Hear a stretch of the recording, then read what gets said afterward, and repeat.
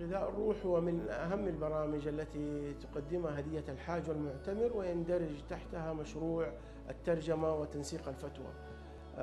هذا المشروع حقيقة أنه يخدم فيه مجموعة من طلاب الجامعات، جامعة أم القرى وجامعة الملك عبد العزيز والجامعة الإسلامية وجامعة الملك سعود، يحملون درجة البكالوريوس وبعضهم درجة الماجستير.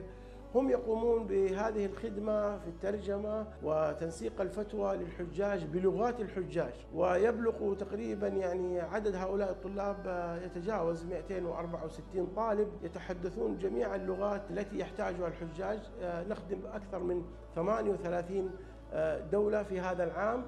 نسأل الله سبحانه وتعالى التوفيق والسداد.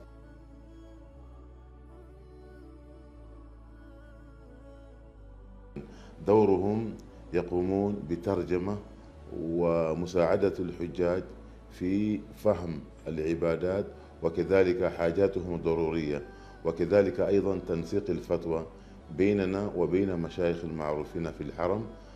إذا كان عندهم أسئلة فيما يخص الحج أو العمرة، أركان واجبات، فننسق معهم وبين المشايخ.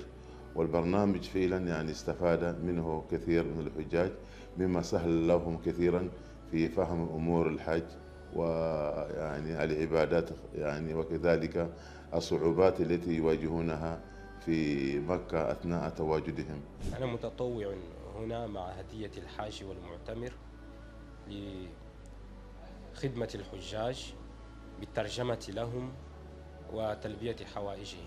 فرنسية ومالينكية بمبرة، سجولة ولغة فرنسا، روسيا والقرغيزية وقزاخية وأوزبكية، لغة روسية ولغة صينية ولغة قرغيزية، الهندية والإنجليزية، الهندية والأردية، العربية واللغة الفرنسية واللغة ماندينج واللغة الإنجليزية.